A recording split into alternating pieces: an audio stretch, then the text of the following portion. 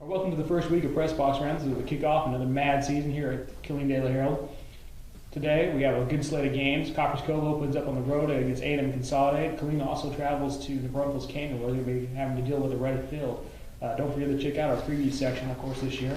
Our mad season, our mad mid thing, strictly business. That's out there on the shelves now. Joining me today is going to be Kevin. We're going to be breaking out the Killeen game, and then later Clay Wittington will be breaking out the Copperas Cove game for me. All right, I'm now joined by Kevin. He's going to help me break down the Killeen game versus the Braunfels Canyon. Talk to me a little bit. These are both bubble teams going up to 5A.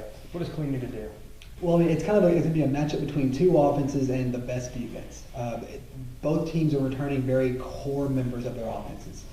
So both teams are going to be able to put up some points. Now the question is both defenses were hit pretty hard last year by graduation. So that's going to be the question: is can a defense step up and make some stops, create some turnovers, do something to give its offense basically another chance to score? That's how this game is going to be decided. Is whose defense is going to be more mature coming out in week 0.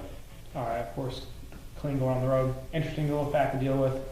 Red jerseys, red field. Yeah, you know, Coach Jones, I just talked to him a few minutes ago, and he said that ever since they put this game on the schedule, he's been anxious to play. The kids have been Googling, you know, this stadium in New Braunfels because it's known for its red field. It's kind of like playing on Boise, except it's completely different.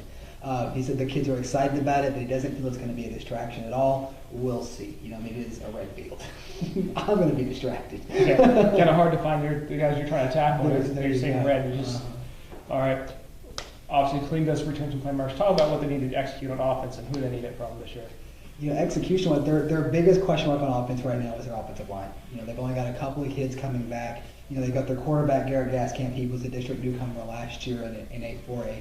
They've got a couple of really good running backs in Neiman Youngs, Daniel McCants. They've got a few, you know, very talented receivers and Akeem Harris and Davari McCray, Devin Williams. You know, they've got the skill players. They've got a lot of talent, a lot of speed. They just need the offensive line to really gel.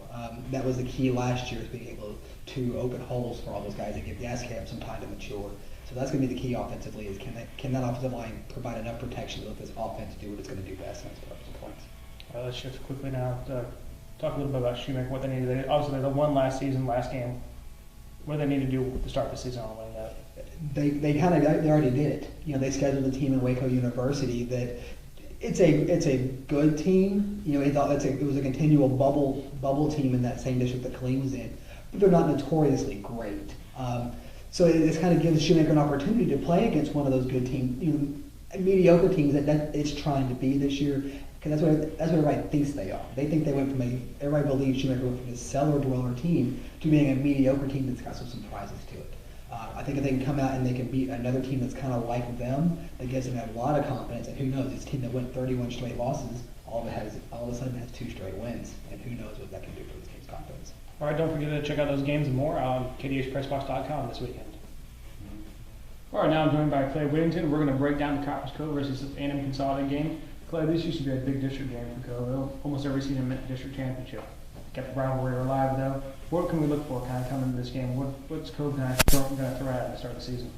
Well, I mean, they're obviously they lost some big playmakers from last year, so they're really just trying to find an identity right now.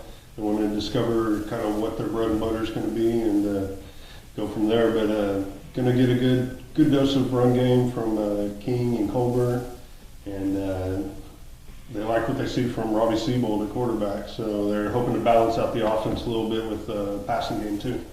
So they're going to, of course, last season William Thompson a lot around the ball. Is Jack Wilson looking to actually open up the offense a little bit and throw the ball this year? Yep. Look like? Yeah, absolutely. He wants them to be more balanced this year, and like I said, from what he's seen from Siebold, he won the competition here last week, and he likes what he sees, and he thinks that they'll be able to balance it out. All right, did Jack say anything about why he kept this rivalry alive, or what's it like to give a College Station open season on the road?